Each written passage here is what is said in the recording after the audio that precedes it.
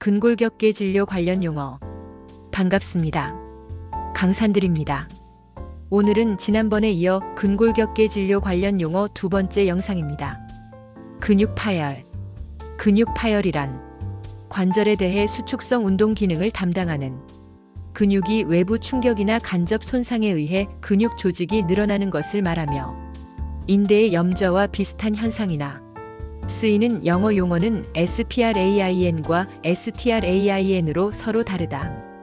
인대 염좌에서와 마찬가지로 근육 염좌도 늘어나는 현상에 의해 발생하는 현상을 주목하여야 하며 파열되는 현상에서 생기는 것과는 다르다.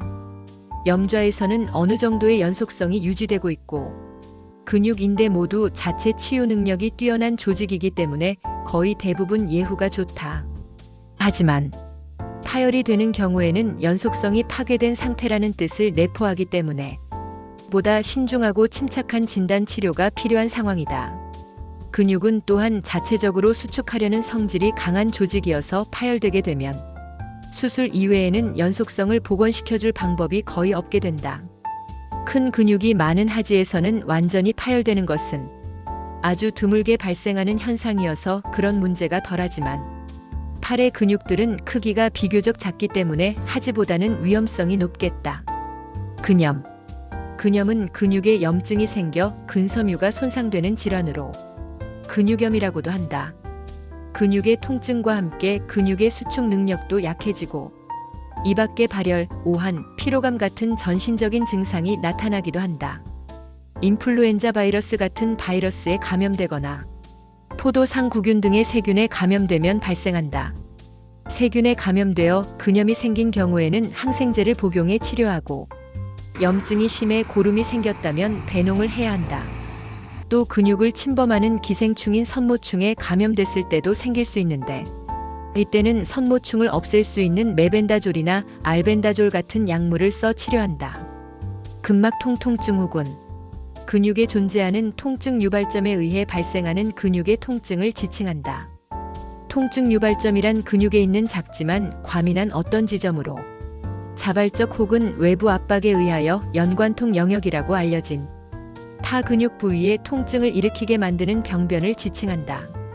통증 유발점은 촉진 시 누르면 통증이 발생하는 지점인 압통점 텐더 포인트과는 다른 것이다. 근력 운동.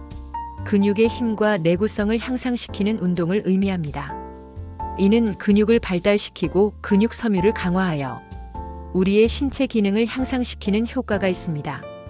근력 운동에는 다양한 종류가 있으며 주로 체중 트레이닝, 저항 운동, 무게 훈련 등이 포함됩니다.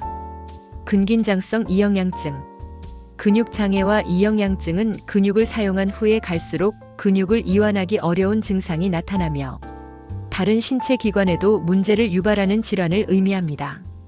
8,000명 중 1명의 빈도로 발생하는 유전 질환입니다. 동일한 가게 내에서도 발현 증상, 질환의 심각성, 침범되는 신체 부위, 발발 연령 등에서 많은 다양성을 보입니다. 근긴장 이상. 뇌신경에서 근육으로 전달되는 명령 체계에 문제가 생겨 의지와 무관하게 근육이 스스로 긴장, 수축하는 질환을 말한다. 이에 비정상적인 자세나 근육이 비틀어지는 현상들이 나타나는데 증상이 심하지 않은 초기에는 약물이나 주사 치료를 통해 증상을 많이 완화시킬 수 있다. 근경련. 근육의 피로, 기온이나 수온의 변화, 연습 부족, 워밍업 부족 등의 원인으로 경련을 일으키는 것을 말하며 특히 하퇴 삼두근에서 일어나기 쉽다. 근육 자체에는 병적인 변화가 없고 일시적 현상인 경우가 많다. 근육에 강한 견인통과 압통이 있다. 치료는 장단지 부분을 한 손으로 잡고 다른 손으로 발목을 천천히 젖힌다.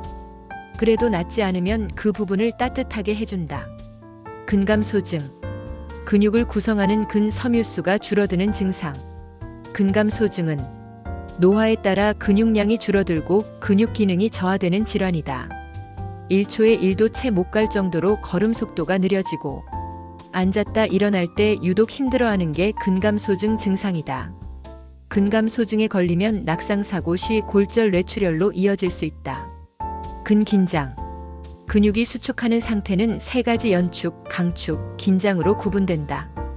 자극을 받은 근육이 수축하고 다시 원래 상태로 이완되는 경우를 연축이라고 하며, 자극이 연속적으로 작용해 근육이 오랫동안 수축하고 있는 것을 강축이라고 한다. 또 신경의 지배 아래 근육이 계속 수축 상태를 유지하는 것을 긴장이라고 한다. 골격근과 항문관략근 같은 근육은 항상 긴장 상태로 머물러 있는데, 이런 긴장은 강직과는 달리 에너지를 적게 소비하고 근육이 쉽게 피로하지 않는다는 특징이 있다. 관절 고정술. 외상이나 염증에 의해 관절이 파괴되어 기능을 잃고 동통이 심하며 지탱하기 어려운 관절에 대하여 관절면을 유착시켜 적당한 기능을 실현시키는 방법을 말한다.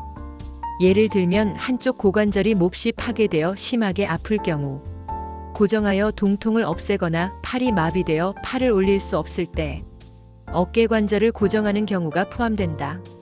또 관절 결핵과 같이 움직임으로써 환자에게 부담만 가중시키는 경우에도 쓰이는데, 여기에는 관절외 고정술과 관절 내 유착술이 있으며 항생제의 발달로 후자가 많이 채용된다.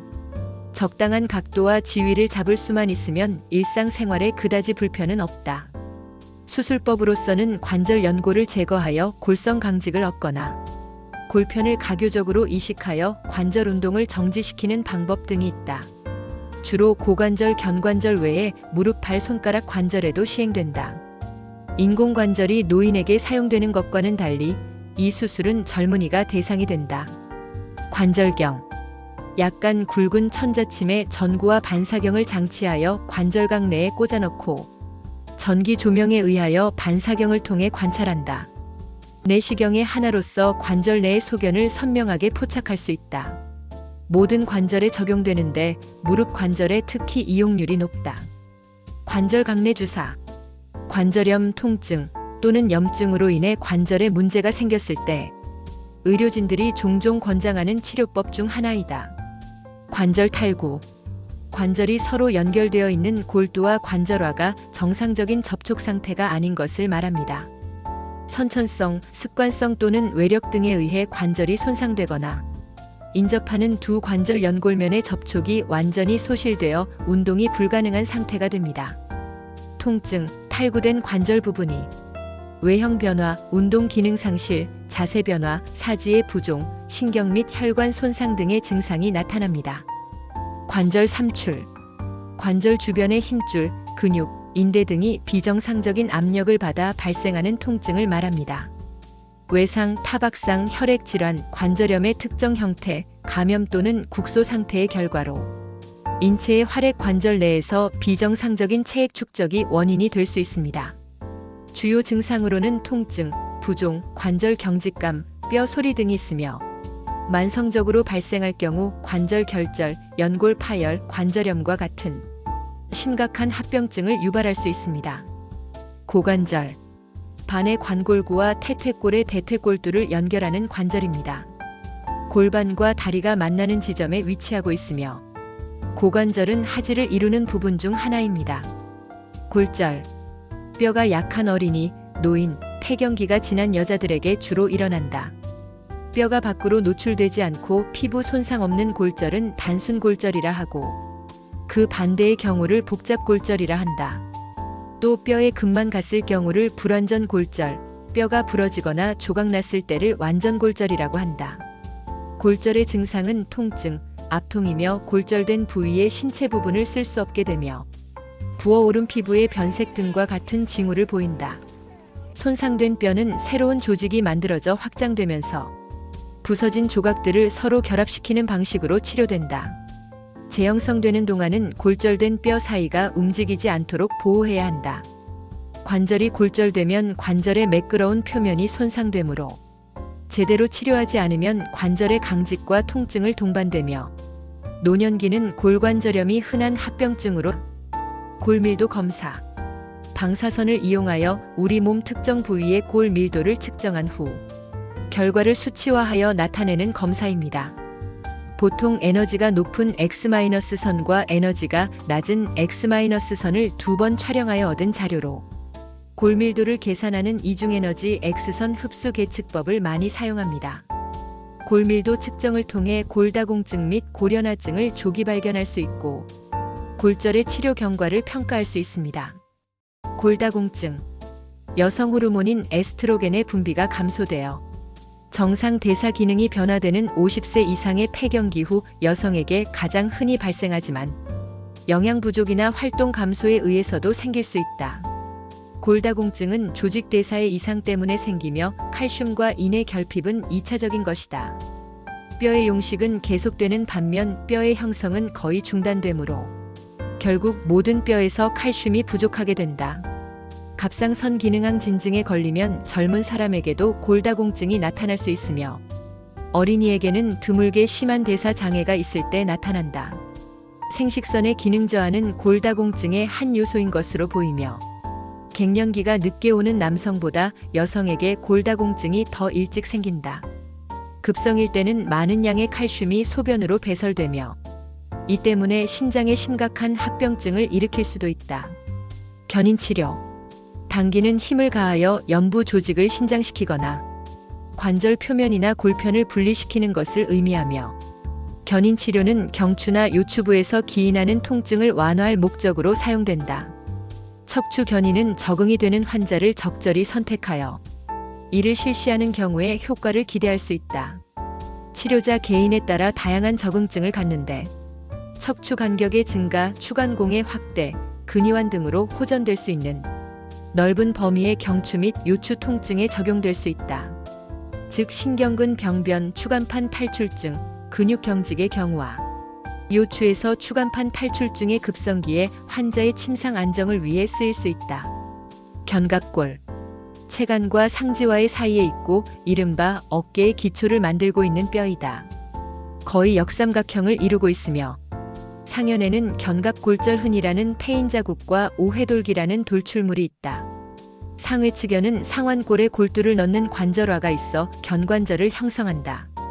전면은 늑골면이라고 해서 평탄한데 배측면은 위쪽 약 45 되는 곳에 거의 수평으로 달리는 뾰족한 부분이 있어 이것을 견갑극이라 하고 그 외측단은 크게 돌출하고 있어 이것을 어깨돌기라고 한다.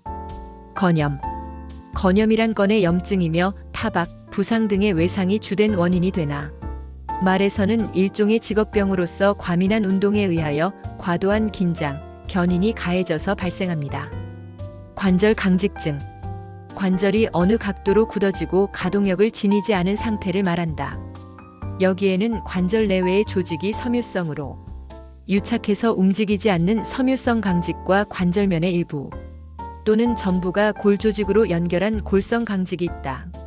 원인은 선천성 관절 강직, 외상성인 것, 관절염 후에 일으키는 것, 관절의 지속적 정지에 의한 것 등이 있다.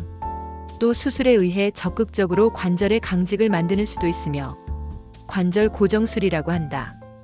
관절이 강직해도 양지위라면 인접 관절의 대상작용도 있어 일상생활상의 불편은 적은데 불량지위의 강직에서는 불편이 크다. 감각소실. 신경에 자극을 주어도 감각 반응이 일어나지 아니하는 상태를 말한다. 감각둔화.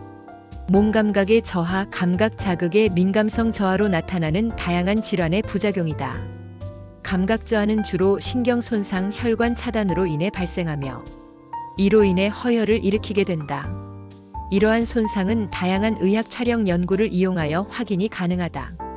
오늘 영상은 여기까지입니다. 감사합니다.